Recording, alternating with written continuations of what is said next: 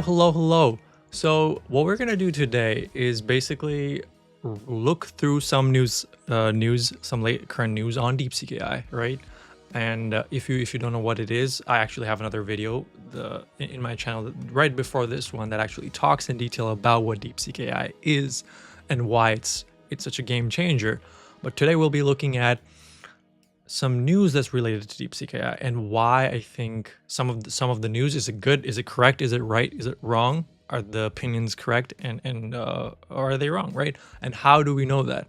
Well, currently I'm in the Bay Area, and so and I work here, right? I work in the AI industry as well, so I really have the up-to-date knowledge on this, and so I can actually give pretty sound opinions on this topic, whether everything makes sense or not. And so sort of battle misinformation in some sense. But yeah, let's move on to the video and I'll see you there. All right, and before that, make sure to please subscribe and like this video, because it helps a ton for me to produce such good quality videos for you and sort of put time in and yeah, just give you the best quality possible. All right, thank you. Anyway, I think what was interesting is, let's look at this post specifically. Isn't it ironic 100 EV companies have bloomed under communism while capitalism subsidizes one moron? Okay. What startup has trained in AI for 5.5 million or common? That tweet is a little weird, and I'll tell you why. See, DeepSeek, although did it for $5.5 million, amazing, right? They're not the first person to do it. They're not the first company to do it. The first people to ever have achieved anything as monumental as OpenAI is OpenAI. Of course, they're going to require more capital. Of course, starting something always takes so much more money. And that's why yes, I agree. It's an achievement that they were able to do it under $6 million, but you still have to give OpenAI credit where it's due. Like, these people were the pioneers at doing what they did. So I really don't like sort of this comparison of how they're trying to make an argument for communism over capitalism, which is kind of bullshit. I mean, in my opinion, that's just the stupidest argument to make. But yeah, whatever. Moving on from that.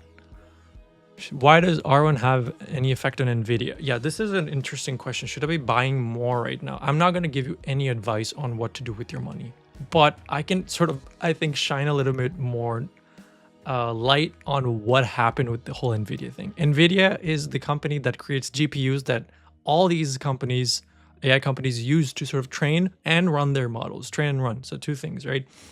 What's the issue? What happened with DeepSeek is they launched it for such a cheap price, right? And they did it with, there's reports that they did it with very little hardware.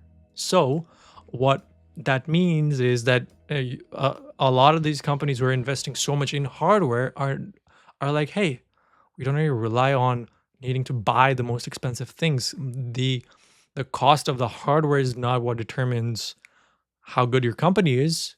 It's the people.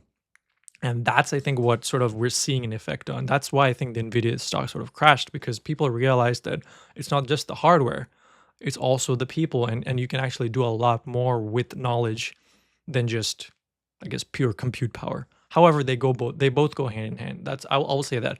That's why this current sort of dip, it was a lot. $700 billion is not a small amount, but I think it'll just go up pretty certain. Again, not telling what for you to do what you want to, just do what you want to do with your money, but I'm not providing any advice on that.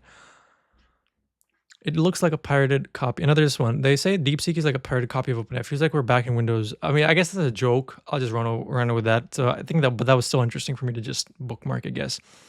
Also, this guy, he says, yeah, collects your IP, keystroke patterns, device info, etc., and stores it in China, where all that data is vulnerable to arbitrary requisition from the Chinese state, from their own privacy policy. I actually went and verified this. So if you look through this thing, automatically collecting information, yeah, on their privacy policies, it does state that the information that they collect goes to the People's Republic of China.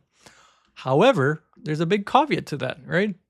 All the models are open source. You really don't, only if you use their model on their website does the information go to their company, and probably China too. You never know. I would argue yes, it could. There's nothing stopping that from happening.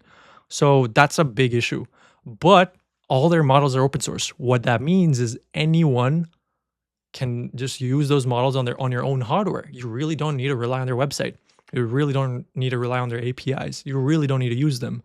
They gave everything for free. I think that's what everyone's trying to make this a China versus US thing. Everyone's trying to make it political when it's not. There is so much more beauty in the fact that they were able to make something so cheap and so accessible to so many people. That's what is amazing about this. That's what's amazing about this whole news. But yeah, I guess you know what goes on the internet amazing? Politics. And now I'm gonna stay away from that shit because I swear it's the worst thing that happens for for people like me, because I love knowledge, I love learning, and it's stupid that we inject politics into things that shouldn't have it, like this. Like the whole innovation, the whole like it's so amazing that they were able to achieve something this big, and we're sidetracking that for China. Oh, China. Like, sure, it's a big deal, but shut up. Let's just talk about what's beautiful and amazing. anyways, I think it's a good thing. So DeepSeek and another one was DeepSeek and TikTok have taught me an American Nigerian talent is pure cope after we were by dancing. China set up with the it's again all that stuff. I was just bookmarking to show like what kind of news that pops up. It's just stupid. This one is funny. To change the mood, this one is hilarious. So Liang Wenfeng. This is the author, or not the author, the founder of DeepSeek, and he posted this. It's so funny. He's flexing the number that they make. This is his official account. He posted how much they used to sort of make the AI model, and obviously this is not his portrait. Okay, come on, let's not be racist here. This is a joke. This is an actor, really cool actor, really fun actor. But I like this post that he made.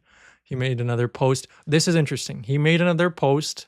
He didn't say anything. He titled it DeepSeek 2025 25/2. For those of you who are not American, this is February 25th. I know.